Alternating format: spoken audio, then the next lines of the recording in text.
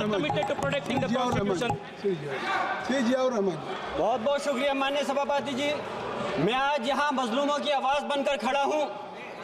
उन करोड़ों भारतीय मुसलमान और अल्पसंख्यकों की जद्दोजहद और हक की बात करना चाहता हूँ जो इस देश का अटूट हिस्सा हैं। मेरे अल्फाज बंटवारे के नहीं बल्कि इत्तेहाद के हैं। मेरे अल्फाज मायूसी के नहीं बल्कि एक उम्मीद के हैं।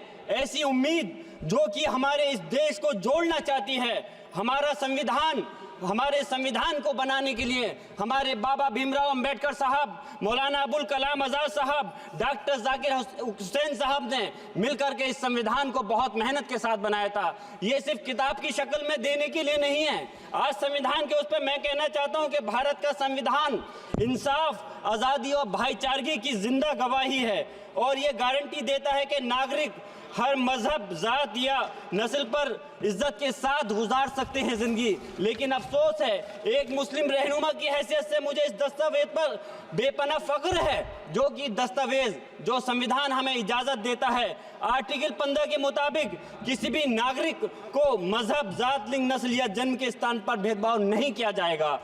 आर्टिकल 19 में बोलने के अभिव्यक्ति की आज़ादी का हक दिया गया है जो कि हमारे अधिकारी को हक की आवाज़ को छीनने का आप काम कर रहे हैं। आर्टिकल 25 अपने मजहब को मानने और उस पर अमल करने की आज़ादी देता है। आर्टिकल 29 के तहत अल्पसंख्यकों के हकों की हिफाजत करने के लिए प्रावधान किए गए हैं। लेकिन आप तो हमारे हकों की छीनना चाहते हैं।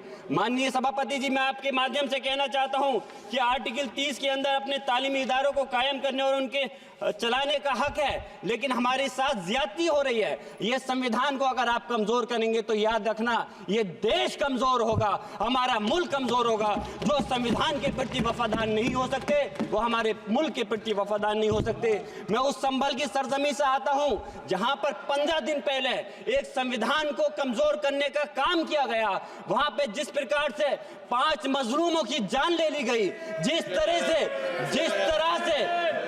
30 से ज्यादा लोगों को गोली मारकर घायल कर दिया गया और 27 से 50 से ज्यादा लोगों के खिलाफ मुकदमा दर्ज किया गया। मैं पूछना चाहता हूं माननीय सभापति जी, मैं सांसद हूं, मैं अपने मुकदमे का मैंने कहा था मुझे डर नहीं है। मेरे खिलाफ मुकदमा लिखा गया, मैं वहां मौजूद नहीं था और ये मुकदमा जो हमारे चाहे विपक्ष के सांसद हो या सत्ता पक्ष के सांसद हो, आप याद रखिए जनता की आवाज हो, जनता के बीच में जाकर के आपके जवाबदेही बनती है। और मैंने अपनी जनता की आवाज को उठाने का काम किया तो क्या गलत किया था? माननीय सभापति जी, सिर्फ इस बुनियाद पे मुकदमा लीजिए गया। आज मैं आपको बताना पॉइंट पे बोल रहा हूँ, संविधान पर ही बोल रहा हूँ माननीय सभापति जी। आज मैं चाहता हूँ उन लोगों को इंसाफ मिलना चाहिए जो जिन्होंने ज्यादती की है, उनको सजा मिलनी चाहिए। और आज एक इमाम को सिर्फ इसलिए गिरफ्तार कर लिया गया संभल के अंदर कि सिर्फ उन्होंने अजान लाउड स्पीकर से दे दी थी।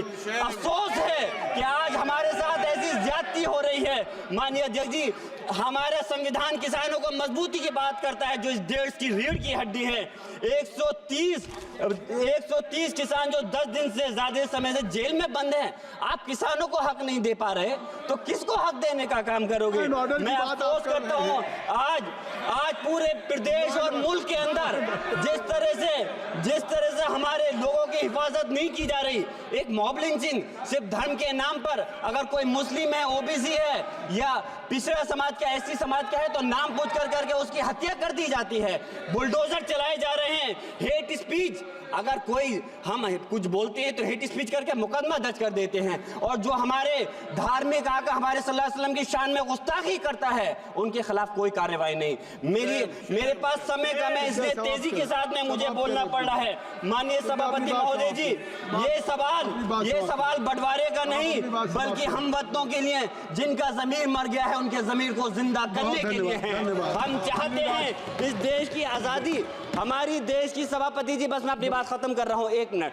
हमारी देश की आजादी के लिए मैं ये कोई बंटवारे की बात नहीं कर रहा, लेकिन हमारे मुस्लिम और हिंदू समाज सब लोगों ने मिलकर के इस देश को आजाद कराने का काम किया था। आज उनके साथ ज्यादती क्यों की जा रही है? हम लोग अपने इस मुल्क के अंदर मजबूरी से